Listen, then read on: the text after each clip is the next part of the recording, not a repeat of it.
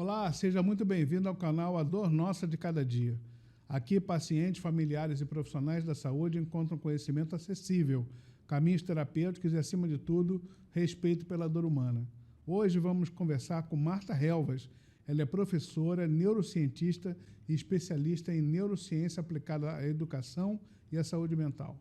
Ela também é organizadora e autora de dezenas de livros, entre eles Que Cérebro é Esse que Chegou à Escola?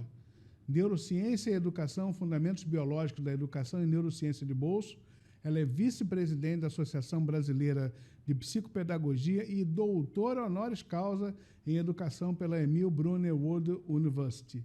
Tem mais de 40 anos de carreira e vem aproximando ciência, emoção e aprendizagem, ajudando famílias, professores e profissionais da área da saúde a compreender como o cérebro sente, aprende e se transforma ao longo da vida. Nesse episódio, vamos entender o que a ciência já descobriu sobre autismo, TDAH, o papel das emoções no comportamento e como o cérebro aprende, sente e reage de maneiras únicas. Professora, pô, que honra! Olá. Muito bem-vinda aí, muito obrigado. Olha só, antes da gente começar, aqui muito informalmente, eu falei assim, eu já te conheço sem te conhecer. O que você tem de fãs, o que eu já ouvi de gente que falaram, pô, professora Marta Helvas, que vai na Dor Nossa de Cada Dia, nosso canal, que fala sobre dor, a dor nossa de cada dia, que começou com a dor do soma, né, a dor física, mas a gente entende que a dor é biológica, psicológica, social, espiritual, e como a gente estava falando antes, tá tudo, é uma mesma doença, é a mesma coisa, a gente não divide a pessoa em pedacinhos. Primeiro, super bem-vinda, fala pra gente como é que é a tua visão nesse sentido, autismo, TDAH, a parte emocional, é uma dor social, é uma dor da vida da gente, o quanto que isso está aí na moda, porque a gente tem ouvido falar isso todo dia, né? No colégio do meu neto, a professora disse que o número de crianças que tem algum diagnóstico comportamental tem crescido. Donald Trump chamou a atenção sobre paracetamol e autismo, e não havia esse diagnóstico quando eu era garoto, não se falava sobre isso, falava sobre disritmia, né? Falava sobre os esquisitão. Afinal de contas, se apresenta para a gente, prazer você estar aqui com a gente, o que é verdade nisso, o que não é verdade, vamos separar as coisas? Doutor Paulo Renato, muito obrigada. Realmente estar aqui no canal Dor Nossa de Cada Dia é uma responsabilidade muito grande, né? Quero agradecer também a participação de todos e estar conosco é uma coisa importante, educadores, professores, profissionais da área da saúde, porque trazer esses mitos e verdades sobre essas questões dos transtornos da mente, que não é uma moda, isso é uma realidade, que no nosso tempo, eu vou dizer no nosso tempo, porque provavelmente eu seja mais velha que o senhor, somos né? Contemporâneos. Mas realmente não existia. Se falava que ele era esquisito, que ele era estranho, que ele era o bagunceiro da sala, que ele botava o fogo na lixeira, né? E que não respeitava ninguém. E hoje a gente está aí realmente numa questão de um estudo muito efetivo na neurociência. A neurociência ela é a área do conhecimento que promove todos os estudos relacionados ao sistema nervoso central e periférico. E o que acontece? O educador, professor, ele precisa conhecer que existe um corpo, e um corpo que aprende. Porque como é que a gente vem na história dessa escola? Daquela criança que precisa ficar sentada, ouvindo o professor, assistindo o professor. Ele não faz parte desse todo do aprender. Ele não era e ainda não se sabe fazer desse estudante protagonista, autônomo, para poder realmente aprender a estudar. Porque a gente não nasce sabendo estudar, nós aprendemos, e o local que deveria ser essa construção de como se aprende a estudar seria na escola. E parece que não tem tempo, porque o horário da escola é um horário muito curto, 4h30, 5 horas no máximo. E eu digo que é horário de cinema, é horário de teatro. Tem teatros que tem 4 horas, né? E que tem um gap de um recreio. Não dá tempo. Então, o que acontece nessa sala de aula?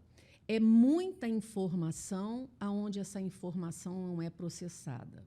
Então, eu trago aqui, para que a gente possa ver, e que o educador ele precisa entender que existe uma estrutura física orgânica. E essa estrutura física orgânica ela tem uma função. Não é que a gente aprende com o cérebro, é por meio dele, não é o cérebro que aprende, mas é por meio dele, deste órgão físico, onde nós temos canais sensoriais e todo o nosso soma, que recebe a informação e caminha pelos estímulos. Esses estímulos são levados a esse cérebro, aonde esse cérebro, por meio de neurônios que nós temos, bilhões de neurônios e mais conexões neuronais, existe essa capacidade de haver esse impulso elétrico e químico. Então, isso é necessário que o professor ele realmente conheça, porque o que acontece, doutor? Todas as formações educacionais estão ainda construídas num alicerce de uma escola extremamente tradicional. E os professores sabem disso. Então, por mais que se fale, nós temos que criar metodologias diferenciadas, mas chega na prática, essas metodologias elas não acontecem, as abordagens elas não acontecem. Então, é muito mais fácil. Coloque essa criança, esse jovem sentado, olhando para o quadro e copiando. Então, o que está acontecendo com essa garotada? Eles não estão mais encontrando sentido e significado daquilo que ele está recebendo. Até porque são informações que hoje essa criançada já está com um telefone celular na mão, eles abrem e eles vão ver que aquilo que está é exatamente uma questão de que ele pode achar aquela informação na pesquisa que ele fez. Então, a escola ela passa a ser desinteressante. Ela não está fazendo engajamento. Então, o que acontece? É fato, e sempre existiu, e hoje, com os estudos da DSM-5, né, que é a cartilha de todo o estudo da psiquiatria, da psicologia e da neurociência, tem lá. Então, tem a formatação. Existem as patologias dentro da área médica e os transtornos, vamos dizer assim, que são colocados no olhar da psicologia. Na psicologia não existe patógeno. Patógeno existe na medicina. Sim. Né? Ou seja, na psicologia é chamado de transtorno. Ou seja, alterações, porque tudo o que acontece nesse corpo, e Aristóteles já fala, nada chegará ao intelecto que não passe por esse corpo. Então, a pergunta é, será que realmente essas crianças estão sendo trabalhadas no seu corpo para que essas informações cheguem até a área superior do córtex desse cérebro para receber informações? Então, eu vejo assim, quando o canal é pedagógico, eu vejo que a gente tem aí um hiato enorme para todos os sentidos, em relação à alfabetização das letras, em alfabetização da matemática, em alfabetização da área do conhecimento de geografia, até para nós, enquanto adultos, que tudo na nossa vida é um aprender, que pode ser um aprender acadêmico, no banco escolar, da universidade, do mestrado, do doutorado, né? Como o aprender a cantar, aprender a brincar de roda, tudo é um aprendizado. Então, o único animal no planeta que tem essa consciência intencional, por ter uma consciência e uma autoconsciência de que ele aprende, somos nós, humanos. A questão é, e a gente foi um estudioso, e somos estudiosos de anatomia. Então, a gente tem lá, no nosso livro de anatomia, as variáveis, né? Ou seja, o que está na variável não é padrão. Então, a gente ainda continua pensando em padrão. E, por incrível que pareça, esse padrão, ele traz muita releitura e traz, assim, mitos nas questões da escola. Porque se esse professor ele não se atualiza, ele não estuda, ele não faz uma especialização. Para ouvir o que está acontecendo, é muito mais fácil formatar, querer colocar aquela criança, aquele jovem dentro da caixa, porque ele é diferente dos comportamentos que estão definidos, porque tem crianças, jovens, que quando a gente diz assim, fica quieto, cala a boca, ele fica quieto, cala a boca, ele engoliu, acabou. E o outro não, o outro é diferente. Então, existem nuances diferentes, e é isso que a gente precisa reconhecer.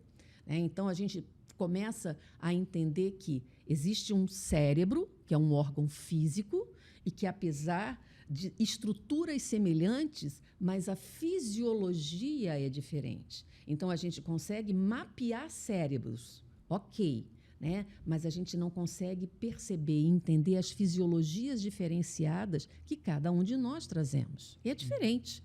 É diferente no impulso, é diferente na química, e as diferenças estão exatamente na química. Marta, assim, pegando a sua fala, quando você fala sobre educação, eu fiquei com duas perguntas que eu gostaria que você me esclarecesse. Uma sobre uma tendência, por causa das polarizações políticas que o mundo vive atualmente, sobre o homeschooling. Qual é a sua opinião sobre isso? Qual seria o papel do homeschooling nessa situação? Porque, por mais que a gente tenha uma tendência a manter uma tradição familiar de um conceito, os pais não foram treinados para educar. Eu acho que dificilmente um pai vai ter uma qualificação. A função do pai e da mãe não é isso. E não é essa, né? Eu queria ouvir de você sobre isso. Então, o homeschooling, o que ele, na verdade, ele acaba sustentando nessa questão dessa família que já existiu muito. A pedagogia antiga, ela se sustentava nas escolas de casa. Só que a função da escola não é só promover o aprendizado das informações para o conhecimento cognitivo, matemática, linguagem, não. A escola ela tem um caráter extremamente importante que é social e principalmente inclusivo. Então, você está me fazendo uma pergunta do que eu penso sobre o homeschooling. Eu vou te dizer que ela é uma pedagogia excludente. E, nesse caso, dentro desse conceito de pedagogia excludente, qual é o papel do pai e da mãe na formação da criança complementar à escola? Qual deve ser o papel desse pai e dessa mãe? Eu estou fugindo aqui um pouquinho, minha roteirista vai até me puxar a minha orelha, mas eu digo assim, antes da gente falar sobre o nosso tema principal, que é a dor do autismo, a dor do TDAH, mas está dentro da nossa temática. Qual é o meu papel como avô, como pai, como uma pessoa que é cuidador, em relação a uma criança que pode ter ou pode não ter um comportamento diferente da maioria? Ou como é que eu ajudo, até onde eu vou, sabe? Esclarece para a gente, que eu acho que na verdade, o que nós precisamos saber, que nós precisamos entender, é que para seja uma mente ou um cérebro, né, típico ou atípico, que esse é o nosso viés, né? O que nós precisamos é rede de apoio. Então, o que o avô e a avó deveria estar ajudando e sustentando essas mentes seria o apoio. E isso é uma função importante. Agora, só que existem avô e avó que eles fazem a função paterna e materna. Então, ele deixa de ser o apoio, a rede de apoio, para ser o integrado nesse processo da educação. Foi dado para o avô e para a avó educar o seu neto. É um outro perfil, né? Então, assim, quem educa são os pais. Mas quando esses pais faltam, quem educa é a pessoa que está mais próxima, que é o avô, a avó, a tia, né? A tia-avó. O cuidador. Ou seja, quem aquele está... que cuida, é aquele que... Não, existe uma diferença em educador e cuidador. Tá. Cuidador é aquele que higieniza, que dá comida, ou seja, ele é execução. Tá. O cuidador é de execução. O educador é aquele que vai promovendo os aprendizados, sabe? Que vai orientando nos aprendizados, não só escolar, mas da vida. Vamos pegar no garfo assim... Olha, senta bonitinho, essas coisinhas, né? Ou, olha, bom dia, boa tarde. Isso é um processo da educação. Que o cuidador, e aí isso é muito bom, porque a gente, quando já está começando a falar dessa escola, o que precisa na escola? Cuidador para trocar a fralda da criança ou um educador que possa traduzir junto com o professor, por exemplo, dentro de uma mente atípica, de um cérebro atípico, eu preciso de um tradutor daquela mensagem que está sendo trabalhada. Então, voltando ao que você fala do homeschooling, né? Eu vejo que nem para uma criança ou nem para um jovem com mente atípica, ele pode estar em casa, ele tem que estar na escola. E escola regular, junto com todo mundo. Só que o que falta nessa educação são profissionais preparados, estudados, para realmente se tornar professores de classes inclusivas. Porque quando a gente está trabalhando e falando de inclusão, quem ganha não é só quem tem a mente ou o cérebro atípico. Todos ganham numa metodologia, porque eu realizo uma metodologia diferenciada. Então, todos ganham. A questão é que ainda não houve esse entendimento. Então, o que se pretende? Consertar a mente. É por isso que a gente está nessa loucura e quer consertar aquela criança, quer consertar aquele jovem, quer consertar. E de que maneira a gente conserta? Não conserta. Ele está ali para ser entendido e compreendido. Eu trouxe um slide, doutor Paulo. Aí entra esse conceito que eu queria te pedir. O primeiro até porque você citou o que é um cérebro típico, atípico. A gente podia entrar nesse modo de explicação a gente pode disso, entrar. né? Então, olha, o que são mentes atípicas? Uma coisa precisa ficar muito claro para o nosso público, né? A diferença entre mente e cérebro, que apesar disso tudo não existe, mas a gente pode dizer assim, biologicamente, o cérebro, ele é físico. E a mente, ele é um contexto de interpretações de informações que permeiam pelos nossos órgãos sensoriais. Marta, sabe como é que eu gosto de explicar isso para os meus pacientes? Um é o hardware e o outro é o software. E o pessoal entende bem isso. Aí eu digo assim, um é o hardware, outro é o software, e eu ainda digo, e existem cérebros lentiums e pentiums. E aí a gente precisa realmente compreender. Sabe por quê, doutor? Eu tenho momentos que eu sou lentium.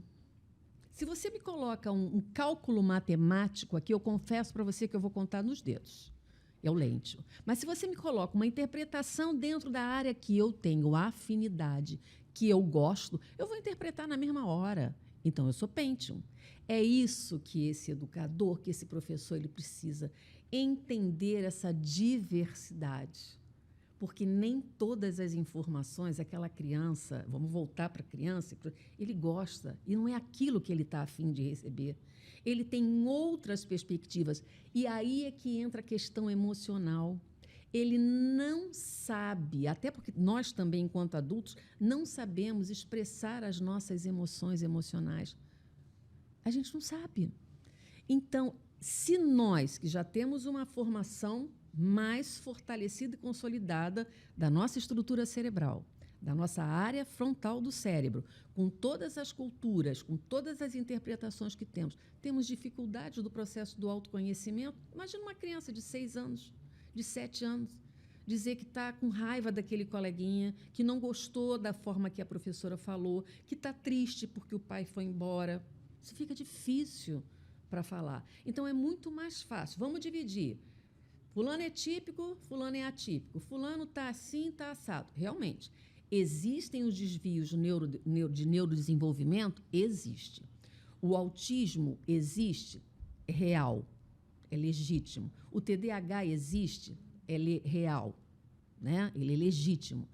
Agora, a minha preocupação em relação à educação brasileira e do mundo inteiro, pelas viagens que eu faço de conhecer as escolas, é o rótulo que está sendo impregnado nessas crianças.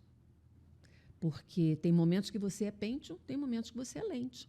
Será que a tal metodologia que esse professor trouxe, por exemplo, uma alfabetização das letras, foi realmente evidenciado para que aquela criança assimilasse com gosto, com afinidade, com a afetividade desse profissional para não liberar cortisol pelo medo, mas sim liberar a dopamina pelo amor, a serotonina para o bem-estar.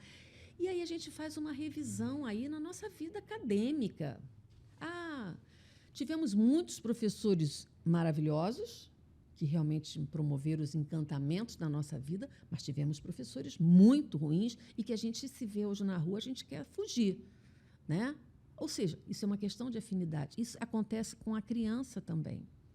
Então, a grande preocupação é que, aos 7 anos, essa criança precisa ler e escrever. Quem disse isso? A gente precisa realmente reconhecer a a etapa de desenvolvimento das crianças. E isso a gente precisa reconhecer o percurso do desenvolvimento. Alguém disse, e esse alguém está lá, etapa piagetiana. E a escola brasileira, ela segue Piaget. Nada contra Piaget, mas ele precisava fazer uma revisão, sim, no conceito dele. Nós não somos feitos de etapas, nós somos feitos de relações emocionais. E que, de repente, aquela escola ela não está trazendo metodologias para encantar aquela criança, porque o aprender a letra é por encantamento. É para que eu estou aprendendo isso? Então, tem várias metodologias, que não é só colocar no quadro. Então, copia. Essa é a letra A. É a A da abelha. Tá? E aí vai. E a gente ainda continua dessa forma. Então, para fazer essa relação do encantamento da leitura e principalmente da escrita, também dos dois, nós somos os únicos animais que temos essa capacidade intelectual da leitura e da escrita, porque nós somos formados de neurônios em espelho. Esse professor ele precisa saber que nós aprendemos por imitação. Então, o que acontece? Ela vai fazer recursos diferentes, então ela pode ensinar a ler por recursos diferentes. Mas ela precisa, antes de tudo, desenvolver a escuta. A escuta daquela criança. Porque nem sempre o processamento fonológico é aquilo que realmente ele está entendendo. Porque o princípio da leitura é a fonológica e o visual. Então, são dois eixos fundamentais no canal sensorial da gente para aprender a ler e escrever. Então, professora, quando a gente fala sobre autismo, você citou autismo, TDAH são legítimos. Explica para a gente um pouco mais a diferença de um do outro. Isso. E aonde eles podem se encontrar, se eles são excludentes um ao outro, ou eles podem conviver mutuamente. Autismo, né, o TEA, e TDAH, e dislexia. Isso, o primeiro, por favor. Então, nós consideramos essas mentes atípicas. Uhum. Ou seja, mas a minha preocupação, doutor, é a questão de será que realmente estão passando por todas as etapas da questão... E como é que você faz esse diagnóstico? Então, é multidisciplinar. E o que eu profissionais que estão envolvidos no diagnóstico dessas neuropsicólogo, atípicas? Neuropsicólogo, o psicólogo, neuropsicólogo. Ou seja, é uma subespecialidade da psicologia. Ele tem que ter um treinamento para isso. Ele é uma especialização. Não, ele tem que fazer uma especialização. Então, é uma subespecialidade. Ele tem que fazer uma especialização. O neuropsicólogo é um psicólogo especializado em neuropsicologia, porque se identifica por meio de testes. São testes. Uhum. O psicopedagogo, que ele vai fazer o acompanhamento da aprendizagem para reconhecer se ele está dentro do déficit de atenção ou se ele está dentro da dislexia, mas ele pode vir com E, não é com, é E. O psiquiatra é importante, o neurologista é importante, o próprio TO, o terapeuta ocupacional. Mas isso, quem seria o maestro dessa equipe? Porque é difícil você dessa equipe. Porque é difícil você ter É o médico. Porque é difícil você ter uma equipe multiprofissional dessa, sim, engajada, todo mundo dentro do mesmo ecossistema, em que alguém tem que tomar conta dessa orquestra. Ele é o médico. O médico, porque quando nós damos essa devolutiva na escola, do tipo, olha... existe um problema com o seu filho. Isso é a pior coisa que um pai, uma mãe ou uma família pode receber. É uma dor, e é uma dor emocional. Porque a primeira coisa é assim, o que meu filho tem? Está doente? Né? E não é uma doença. Então, eu coloco lá, é uma condição. E a gente precisa reconhecer se está ou não nesta condição, que é de neurodesenvolvimento, é neurogenético, ou ele pode ter traços, mas ele não é. Ele só tem traços genéticos, mas esses genes não se manifestaram. Pelo menos o gene do autismo, nós temos em conhecimento uma base de 132 genes, mas só se foi possível decodificar 12 genes causadores da ativação do autismo. Então, tem muito estudo pela frente. Marta, Geralmente, eu estou enganado, eu queria que você me confirmasse uma percepção. Geralmente, o primeiro profissional de saúde que é ativado num suposto diagnóstico de TDAH ou de autismo não é o médico, é um profissional outro. Geralmente pode ser o fonoaudiologia ou o psicopedagogo, Isso. que é o meu caso. E quem é que starta a ideia de acho que essa criança precisa de um médico? É o psicopedagogo. E qual é o start? Ou o psicólogo. Qual é a percepção? Então, Onde está o é link? que nós precisamos começar a entender qual é a diferença entre essa criança precisa ser medicada, essa criança precisa ser avaliada por um médico. Quem é que decide então, vamos isso? lá. Quem decide é o médico se vai ser medicada. Não, quem decide que essa criança precisa ser vista por um médico? Então. Porque geralmente isso parte de uma observação da família, da escola. uma observação da escola, uma observação de alguém que disse que essa criança é atípica. Ou tem traços de atipia. E nunca estudou. Ou alguém chamou a atenção por algum tipo de comportamento. Acho que essa criança tem alguma coisa diferente da maioria. E aí, qual é o próximo passo? Vamos lá. Tá. Então, quem vê, quem olha... É a mãe. Não é a professora. Mãe. É a professora. É a escola. É a escola. E aí, essa escola, ela deveria ter no núcleo uma psicopedagoga, um psicopedagogo e um psicólogo. Tá. Porque nós vamos acompanhar comportamento e aprendizagem. E junto um fono, porque ele pode ter alterações de reconhecimento do som, né? Que justifica tudo isso. Então, tem 3 profissionais. Tá. Aí a gente diz assim, mas como eles não dão laudo? Eles não dão laudo. O psicopedagogo não dá laudo. Se ele dá laudo, ele está errado. Né? Então, ele, junto com essa equipe, diz assim, olha, seria ideal levá-lo a um médico. Ou seja, geralmente é um neurologista. E o que o neurologista ele pede?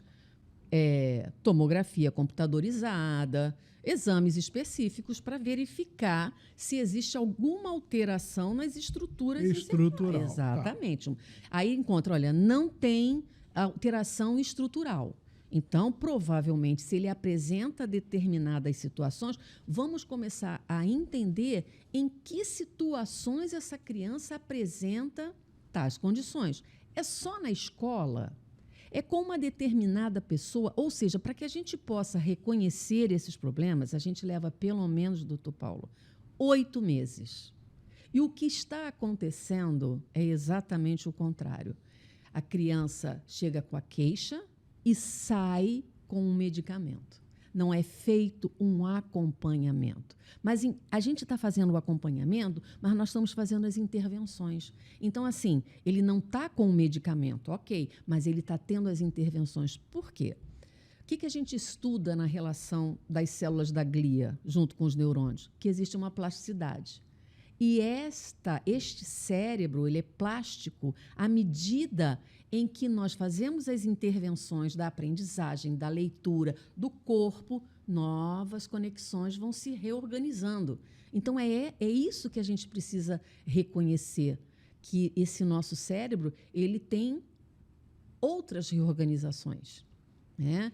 Então, essas intervenções, você considera, então, que essas intervenções com um diagnóstico equivocado, um diagnóstico leviano, feito de uma forma muito inconsistente, ele pode prejudicar o desenvolvimento dessa criança? Não. A intervenção, não. Então, mas a medicação, sim. Você considera que a medicação tem sido dada de forma... Olha, eu falar de medicação com o médico. Não, porque eu acho que é uma coisa que a gente deve levar em consideração. A percepção que a gente tem, eu não milito na área, né, eu sou médico especialista em tratamento de dor, é que tem um super diagnóstico, né? A gente tem visto aí muito diagnóstico, mas eu não tenho certeza se há uma grande prescrição ou se faz mais diagnóstico, consequentemente tem mais prescrição. A senhora que está mais informada nesse assunto, me diga. Acaba se medicando em que situação que a gente está? Sintoma, né? O medicamento ele vem em cima do sintoma. Então, eu nunca vi... Então, mas será que o aumento da prescrição vem porque há um diagnóstico de melhor qualidade, consequentemente se prescreve melhor, consequentemente há um aumento do consumo, ou esse aumento do consumo é injustificável porque o diagnóstico está sendo muito facilmente dado? Qual é a situação? É a segunda situação. É a situação. Isso é claro, entre o pessoal médico, neurologista, e neuropsiquiatra infantil da adolescência, né? Ele tem equipe multidisciplinar. Está aqui no redor. Tem equipe multidisciplinar. Ele não entra com medicamento, tá? Ele entra com a intervenção primeiro, com as intervenções. Depois que fecha, né? Vai fechando os diagnósticos, aí chega para ele e vamos embora. Agora sim, o medicamento. Vamos trabalhar com Concerta, vamos trabalhar com a Ritalina, vamos colocar o Risperidona, né? Ou seja, depois. Agora, existem situações, doutor, que a criança ou o jovem está gritando dentro. Gritando, que eu digo assim, de comportamento, observado, né? De suporte 3. Aí realmente é uma coisa, mas tem crianças que não apresentam esses suportes assim, com essa necessidade imediata do medicamento, mas a necessidade das intervenções terapêuticas, que não é só o psicólogo. O psicólogo, se ele não for na criança aquele que faz a intervenção no brincar, no lúdico, não vai chegar aonde a gente está querendo. Se é só de bater papo, o psicólogo, não vai chegar. Ainda mais a criança. E aí, você está sentindo o que hoje? Você acha que ele vai saber? E para quem está ouvindo a gente aqui e fica angustiado com esse assunto, fica, né? Como é que a gente avalia um psicólogo, se ele está qualificado ou não para atender uma criança que tem TDAH ou autismo? Qual é a qualificação? Saindo da faculdade, doutor, não tem. Como é que a gente sabe? Porque eu não sou da área Ele precisa se Como é que eu procuro esse profissional? Ele precisa ter supervisão. Ele precisa se especializar. Ele precisa ter acompanhamento. Eu posso dizer para a senhora assim, o médico, para ele ser especialista, o Conselho Federal de Medicina diz que ele tem que ter um RQE, sim, então um número para dizer que tem especialidade naquela área de atuação, etc. Como é que é na psicologia? A mesma coisa, ele tem um CRP, ele tem o CRP, o conselho dele, mas é o que eu sempre aviso os meus estudantes. Olha só, tem casos sérios que vocês não estão preparados ainda para trabalhar. Procurem pessoas que já estão em estágio maior, se quer trabalhar com autismo, se vai querer trabalhar com TDAH, porque não é uma tarefa fácil. É um desafio. É desafio mesmo. São considerados mentes neurodivergentes. E por que você acha que é um desafio tratar esses pacientes? Qual é a dificuldade que você considera que é um desafio? É o prognóstico? É o tipo de tratamento? Por que é um desafio tratar essa doença? Porque a gente não conhece. É falta de conhecimento científico sobre o fato? Científico, não, porque a gente já está no caminho. Bota o outro, por favor, o segundo. Científico a gente já conhece, cientificamente. O segundo, por favor.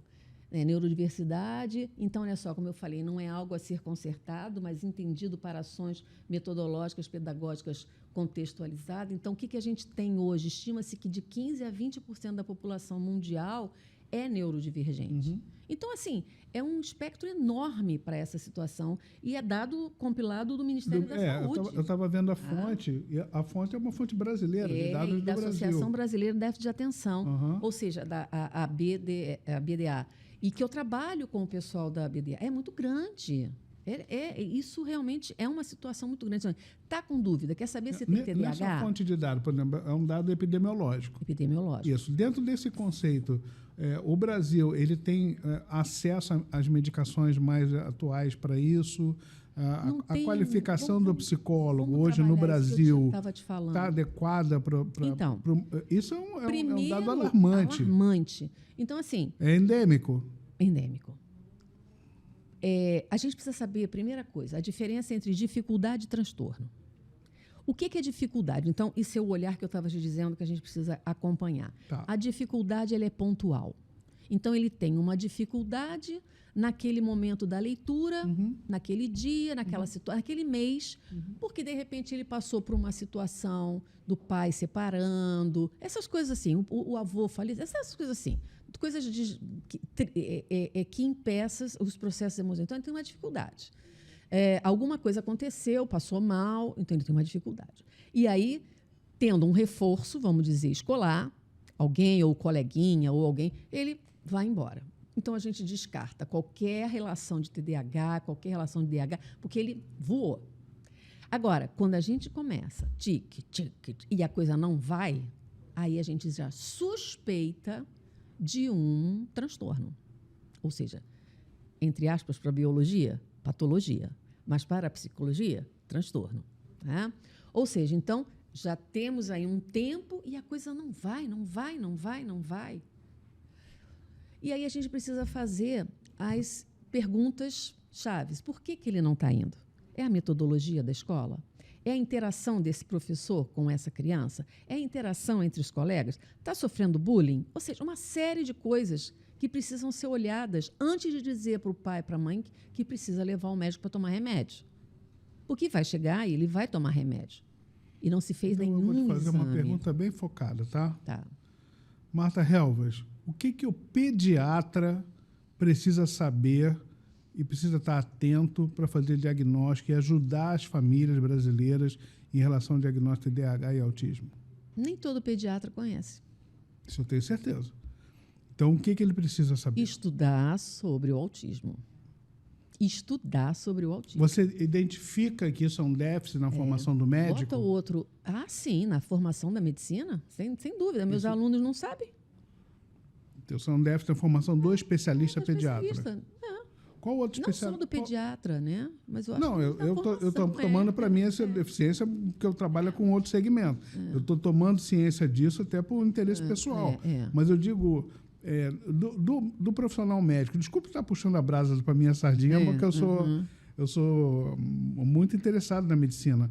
Dentro da medicina dos médicos, o meu canal tem muito médico. O que o médico pode aprender com Marta Helvas sobre TDAH e autismo para ajudar a nossa população? Ele precisa estudar sobre o autismo. Estudar. Ele precisa ter evidências das genéticas do autismo aí, ó, aqui, ó. Reconhecer a prevalência do TEA. E, assim, não é porque a gente tem um protocolo que o protocolo vai responder a tudo isso. É entender que tem nuances. Não é porque essa criança ela chega com a pontinha dos pés, ou que ela tem um movimento, ou que ela... Sabe, porque às vezes tem médico, pediatra, que ele olha assim, ele está andando na ponta dos pés, ele tem movimento... Isso não significa que ele tenha o autismo, ou que ele esteja na condição do autismo. Marta, me fala 5 perguntas ou 5 sinais que um médico deve observar, especialmente os pediatras, para ajudar no diagnóstico, na suspeição que é uma criança atípica. Está dormindo? Como é que é o sono dessa criança? Qual o tipo de alimentação que ele gosta? Está comendo? Ou ele tem seletividade alimentar? Tá? Ele está olhando para você, olho no olho? Outro, ele sorri para você? E segundo, quantos amiguinhos ele tem? Quantos amigos ele tem? E aí a gente tem isso aqui, a prevalência do TEA no Brasil. Essas são as perguntas. Então, assim, é muito sério de dar um laudo. E outra coisa, nós estamos falando no canal da dor, né, doutor? Então, assim, não existe mas isso aí é dor na alma. Na alma. Um pai e uma mãe, quando sai com um diagnóstico, muitas vezes leviano, e olha, doutor Paulo, é no Brasil inteiro, tem pessoas do Brasil inteiro que só porque tem, vamos dizer, os sinais e sintomas, aí chega essa mãe com uma criança daquela maneira, ele tem isso, ele já sai na primeira consulta. Né? E sabemos que para o autismo não existe medicamento, porque não tem cura, ele é um transtorno. Mas o que se tem, o que se entende é o processo dessa ansiedade. Outra coisa importante, ele tem emoção, ele tem reação emocional, mas como o problema do TEA está aqui na parte superior do cérebro, na área cortical, que tem uma alteração dos neurônios da imitação, o problema é histológico, alteração do neurodesenvolvimento genético. Né? O que acontece? A criança com TEA não imita. Então, isso é uma outra pergunta. Ele imita? Ele tem imitado você? Ele tem que imitar. E ele tem estereotipias. Então, isso também é uma característica. Mas nem todos que estão dentro do espectro têm Estereotipia. Você escreveu um livro aqui que foi um best-seller. Que cérebro é esse que chegou à escola? É isso aí. Qual era o teu objetivo com o teu livro? O que te inspirou? E qual é a Nesse mensagem que você queria transmitir com esse seu livro? Então, é isso mesmo. Eu trago nesse livro a diversidade desses cérebros, as possibilidades que nós temos e entendendo que todos aprendem. Todos. A questão é muito maior, doutor Paulo. A questão da escola é muito maior. É promover o que podemos dizer a metacognição, fazê-lo pensar. E nem todo professor sabe fazer o seu estudante pensar. Isso é muito sério. Porque nem ele sabe pensar. Eu sofri uma crítica alguns anos atrás. Eu tive, no curso que eu leciono, num dos cursos que eu leciono, um professor da África do Sul. E a África do Sul teve colonização alemã e holandesa. Os caras são muito fechadinhos, né? E ele falou assim, Paulo, a gente já tinha tomado umas e outras, né? E ele falou assim, Paulo, posso fazer uma pergunta? Eu falei, pode. Como é que o aluno brasileiro é assim? É diferente aqui, né? Eu falei, é diferente como? Pô, vocês dão uma aula com muito conteúdo, né? Eu falei, damos. E no final eles pedem uns slides, né? Pedem. E você dá, né? Dou. E geralmente eles querem até a fonte, né? Os artigos de onde você estudou. Eu mando até os artigos. Aí ele falou, cara, isso não existe na África do Sul. Como é na África do Sul? Não, na África do Sul eu dou uma aula por semana. E dou uma aula do tema. Porque um professor como eu, como você, a gente fala do grande tema. E o resto a gente manda para eles pesquisar na biblioteca, sozinho. E apresentar isso para a gente corrigir o que eles pesquisaram. E eu achei isso incrível, porque estimula realmente que o aluno pesquise. E hoje, isso era... Olha, estou falando de coisa que ele me criticou há 10 anos atrás, que a crítica, na realidade, não era minha, era o nosso sistema de ensinar os nossos alunos médicos. Eu sou professor de medicina, ensino medicina para médicos. E a gente dá na mãozinha. Na mãozinha. E se você não der, o cara, como assim não vai me dar os slides? Me dá os artigos que estudou, sabe? E a gente se sente na obrigação de fazer isso. Né? Isso não sei se eu me sinto na obrigação, não. Hoje, com a inteligência artificial, como você mesmo falou, né? Outro dia eu estava dando aula e um monte de aluno no telefone, sabe? A percepção que a gente tinha no primeiro momento é que os alunos não estão prestando atenção. Não, grande parte está fazendo o que eu fiz contigo aqui agora, olhar o teu rodapé do livro e ver se a tua informação procede, se ele tem acesso à informação que eu escrevi no slide, se aquele DOI corresponde, se aquele artigo está aberto ou não está aberto. Ou seja, é uma nova realidade. Hoje, o médico que chega no consultório, ele tem o paciente, já é segunda opinião. Primeiro ele já puxou do Google, ele já puxou do chat, e ele já vem com uma ideia do que ele tem. É separar o joio do trigo, é pedir uma orientação, é trabalhar muito como se fosse um orientador, né? Ou seja, é uma outra realidade. Exato. Em relação à educação, como é que você vê isso, né? Nessa nova realidade em que o pai se informa através de mídias que não são essencialmente profissionais, confiáveis, que a fonte de dados é muito heterogênea e já vem imbuído de uma série de pensamentos com crenças limitantes e vem te questionar em relação a isso, vai questionar a escola.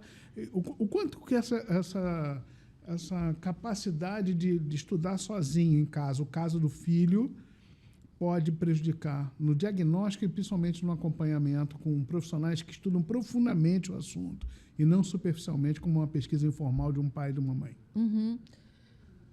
Tem uma diferença, né, doutor? E muito profunda.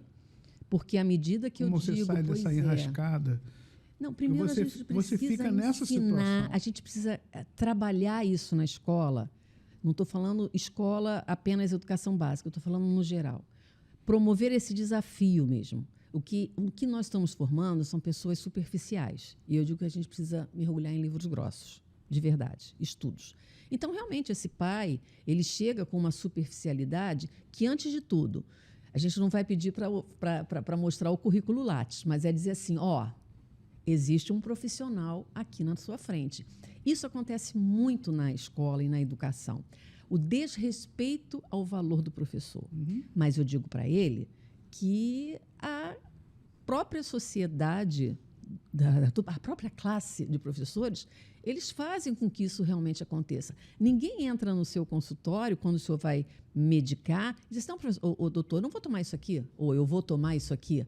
Não, por que você está me dando isso aqui? Não te questiona. É dito, é valorizado. Nós, da educação, todos entram na sala de aula e dizem que sabem da aula. E não sabem. Porque saber da aula não é somente passar por um curso de licenciatura. É reconhecer efetivamente metodologias para uma prática de uma aprendizagem ativa, ou seja, ativa de quem? Dos neurônios. São neurônios que precisam ser ativados, com informações pertinentes para que possa trabalhar essa construção do conhecimento. Então, a pesquisa, ela deveria ser feita desde o pequenininho, e eles são, porque os pequenininhos são curiosos. Coloca uma lente de aumento na mão do pequenininho para ver se ele não vai ficar catando tudo no chão e a curiosidade. Nosso cérebro é curioso, ele tem a ação de curiosidade. Só que vai começando a passar pelas etapas da escola, isso vai sendo podado. Então, a criança curiosa, ele começa a ser olhado de uma forma que você está me atrapalhando a aula, como que aquelas informações fossem cruciais. Eu fiz um trabalho, estudei muito tempo numa cidade italiana chamada Reggio Emília, que é uma cidade da escola da criança, onde as salas são de vidro. Não existe paredes. Então, o que está acontecendo do outro lado, eu estou vendo, ele está vendo. O que está lá na rua, na praça, ele está vendo. Então, tudo se torna um aprendizado. Tudo é documentado. Então, eu tive uma experiência que a professora estava falando de ciclo da vida, aí apareceu um pássaro na árvore e o garoto, em italiano, dizendo que estava lá. Então, o que ela fez? Ela saiu daquele espaço e fomos até lá fora para ele ver, para ele pegar. Então, o que precisa? Uma das metodologias é isso aqui, ó, é o saber fazer. Porque a escola brasileira, nós saímos com muita competência. O que é isso? É o saber teórico. Mas, na hora de botar a mão na massa para trabalhar a habilidade, nós não sabemos. E é exatamente essa questão que a gente precisa começar a pensar com as mentes atípicas. Eles precisam colocar a mão na massa. Vamos botar só aí, por favor, o outro slide, só para que eu trouxe aqui a questão do viés da... Por favor, pode voltar? Aquele anterior, por favor. Não. Então, assim, o que acontece? Eles não colocam a mão na massa. E o que eles fazem? Só copia. Então, tudo acaba ficando muito enfadonho. Então, eu não sei. Aparentemente, os dados são esses, mas eu confesso se realmente esses dados são reais. Confesso se realmente esses dados são reais. Então, você vê, é crescente essa questão do aumento de 48% em relação a 2022. E aí a gente teve o quê? Uma pandemia. A partir da pandemia, todas as crianças tornaram-se com autismo? Houve poucos estímulos.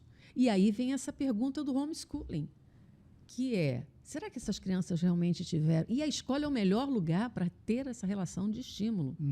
Só que depende da escola. Claro. Depende do professor. Depende dos relacionamentos. Bota o outro, por favor. Então, dentro dessa, olha só, um impacto para essa educação inclusiva. Cada vez mais esse professor, ele precisa estudar. Não dá mais para chegar na porta e dizer, olha, seu filho precisa de um médico para tomar remédio. Desculpa, mas isso é uma falta de preparo total. Seu filho precisa de uma equipe para fazer uma análise. Essa equipe, tudo bem, é um médico, mas é um médico multidimensional na questão do seu trabalho. Próximo, só para a gente ver aqui uma questão. Então, assim, essa neurocientificidade nessa sala de aula. Se esse professor não souber trabalhar com uma instrução multissensorial, que é aprender os conteúdos, porque informação, matemática, história, geografia é informação, é conteúdo, usando múltiplos canais sensoriais para atender diferentes estilos de processo cerebral, né?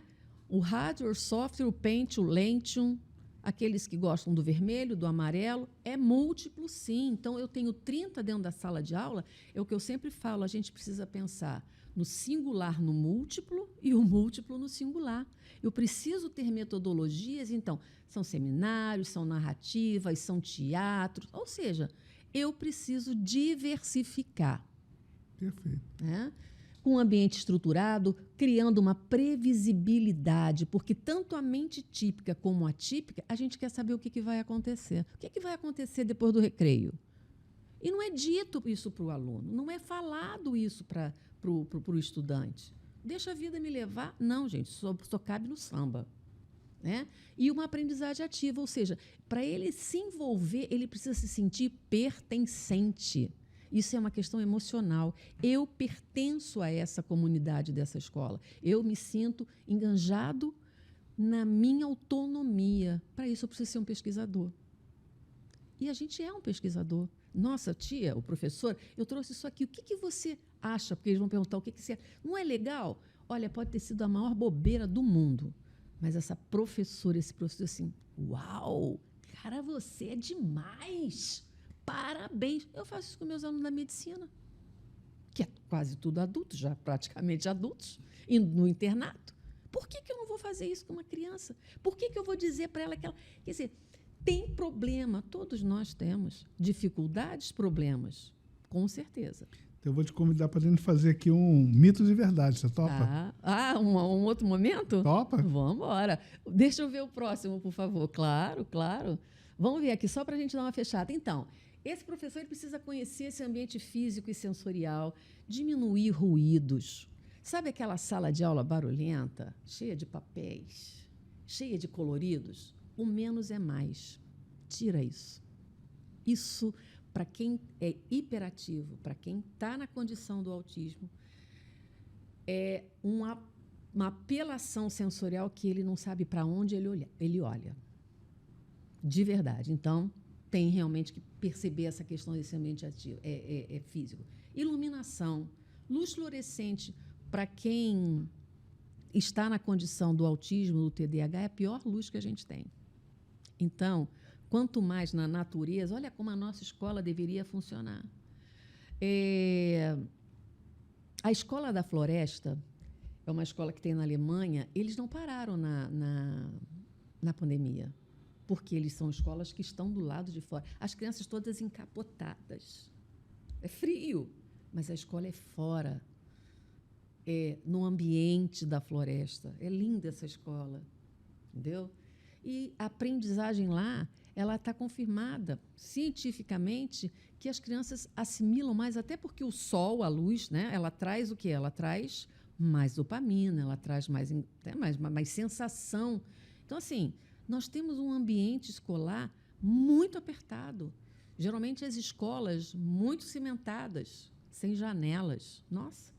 Aglomeração, espaço limitado. Qualquer um de nós, se estarmos no metrô, tipo 6 horas, você não fica angustiado e ansioso? Claro!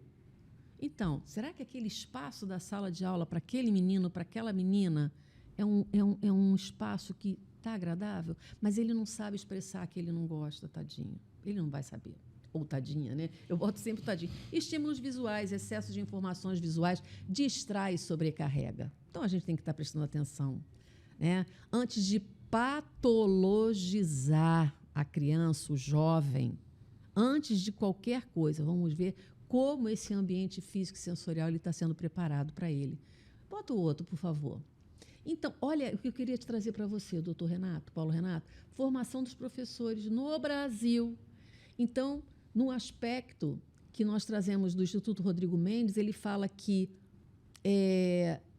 olha nessa fatia, né? 86,4% dos profissionais nunca receberam treinamento sobre neurodiversidade.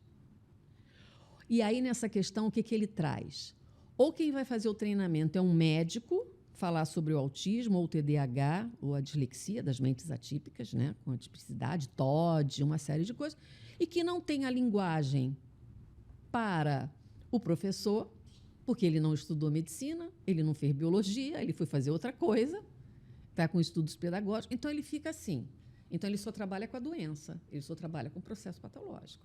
Ele só fica reconhecendo medicamentos, quando tem que dar e quanto tu tem que dar.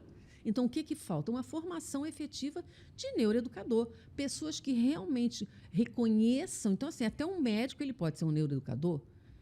O psicólogo é um neuroeducador, mas ele precisa fazer pedagogia para poder entender metodologias. Então, assim, com treinamento básico e uma formação especializada, são muito poucos que fazem não é um curso nem de atualização, nem de capacitação, é pós-graduação e mestrado. Só que aí a gente entra no mestrado, a gente sai um pouco da realidade do chão da fábrica. Do dia a dia, né? Do dia a dia. Você vai de novo fazer pesquisa.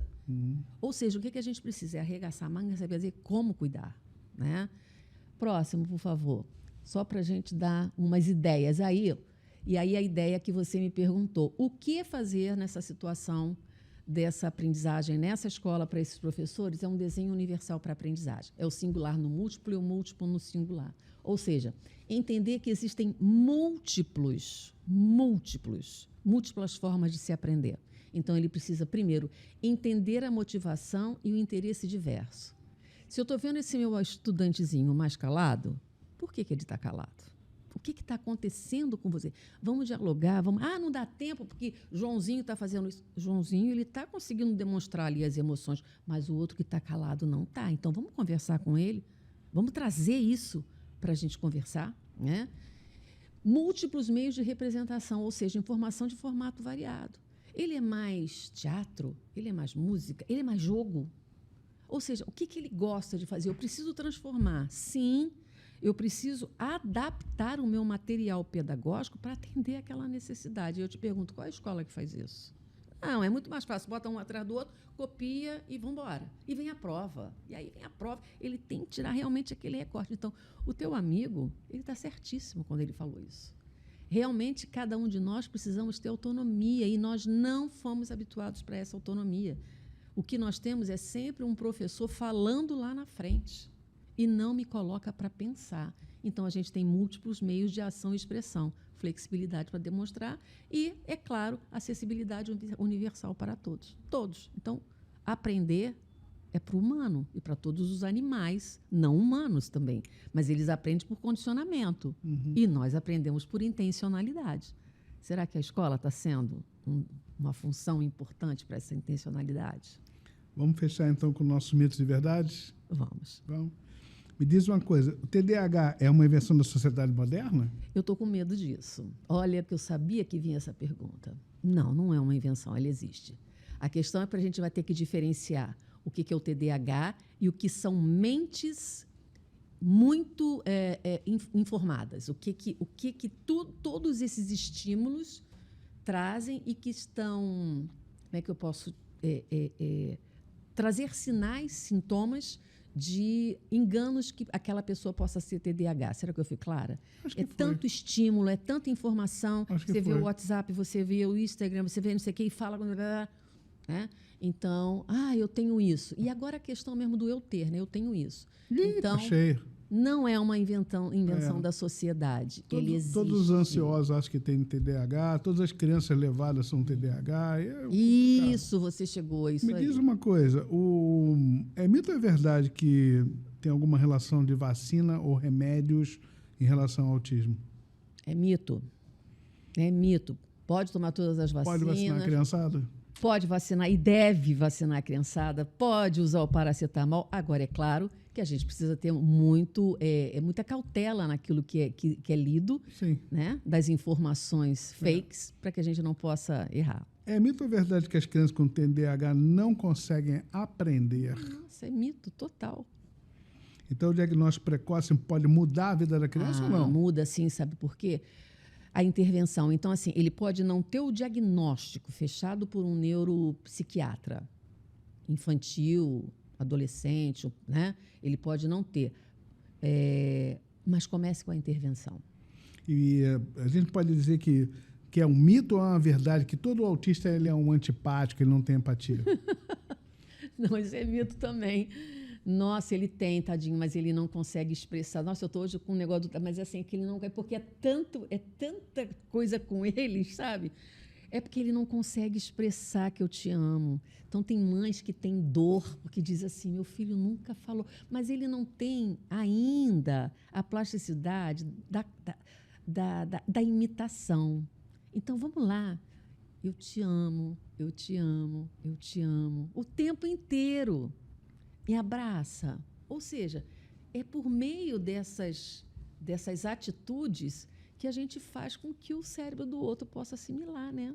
A gente fala muito na dor, no meu ambiente da dor, sobre razão e emoção. A gente sabe. Razão e emoção, elas são antagônicas ou elas se completam? Elas se complementam. Completam, né? Na dor a gente vê isso muito, né? Demais da conta. Como é que a gente faz para a razão e emoção confluírem a favor do nosso paciente? Os atípicos. Dos atípicos. Ele não vai entender ainda o que é emoção. Ainda não, ele ainda né? não sente. É. Quer dizer, ele sente no corpo, mas a expressão cognitiva da área frontal do cérebro ele ainda não sabe dizer. Mas isso é ensinado. Né? Por exemplo, quando sai sangue, nem tudo que está saindo sangue está doendo, mas ele precisa entender que se está machucado, houve uma situação, uma lesão ali que ele precisa avisar. Mas a gente sabe, né? Melhor do que eu, você, né? Dessa questão da dor, que não é interpretada no cérebro do atípico com TEA. Diferente. É diferente. E em relação aos adultos, a gente falou sobre neuroplasticidade, né? O cérebro humano do adulto, ele para de se desenvolver, muda a neuroplasticidade. Qual o recado que a gente dá para quem é autista ou quem tem TDAH e é adulto e já era ou não? Tudo. Isso é mito ou é verdade? É mito, é mito. É mito. Faça tudo. Experimente. No aprendizado, a emoção influencia? É mito ou verdade? Não, isso é verdade. Influencia muito. Como? As amígdalas cerebrais estão ali o tempo todo nos mostrando que tem perigo. Então, um professor ele pode estar num nível de perigo, numa situação de perigo para mim. Né? Os meus colegas do lado também. O ambiente que, de repente, não é agradável e eu preciso estar alerta. E essa emoção ela pode ser transformada em afetividade. Então, um professor afetivo, um professor que olha para o seu estudante, que respeita o seu estudante, como ele realmente é, nossa, esse estudante ele vai longe. Marta Elvas, você que é um profissional que fala sobre o que faz, então, seu cérebro, seu neurôniozinho aí de pelúcia. Dá o teu recado final para aquela galera que está te assistindo ali. Então, o que você gostaria que ninguém esquecesse e fosse o recado que o pessoal fica com ele lá no subconsciente e vai ficar martelando aquele negocinho que fica atrás da orelha? Eu estou buscando muito. Não vamos rotular. O rotular traz para nossas crianças, para os nossos jovens, a baixa autoestima. Baixa autoestima é emoção. Então, sem rótulos. Vamos entender que todos nós temos possibilidades. O que falta são oportunidades. Então, numa primeira situação que eu começo a perceber que existe um atraso, busque um profissional que possa atender. Seja ele na saúde privada, na educação privada ou pública, né? Tem espaços para atendimento. O que a gente não pode deixar é a coisa ir, que depois a volta torna-se mais difícil. Não é impossível, mas é possível acontecer. Então, é estudar de verdade, né? Lembrancinha do coisa nosso podcast, linda. do Nossa de Cada Dia. Coisa linda. Muito obrigado mais uma vez por ter estado com a gente. Eu não sei se vocês gostaram tanto quanto eu gostei, mas, cara, aprendi pra caramba aqui com a Marta. Marta, muito obrigado por ter compartilhado conosco seu olhar tão profundo e tão humano. A neurociência nos mostra que entender o cérebro é também entender o coração. Que por trás de cada comportamento há sempre uma emoção pedindo escuta. A você que nos acompanhou até aqui, o nosso agradecimento mais sincero. E se esse conteúdo te fez refletir, compartilha, porque compreender é o primeiro passo para acolher. Esperamos por você no próximo episódio de A Dor Nossa de Cada Dia.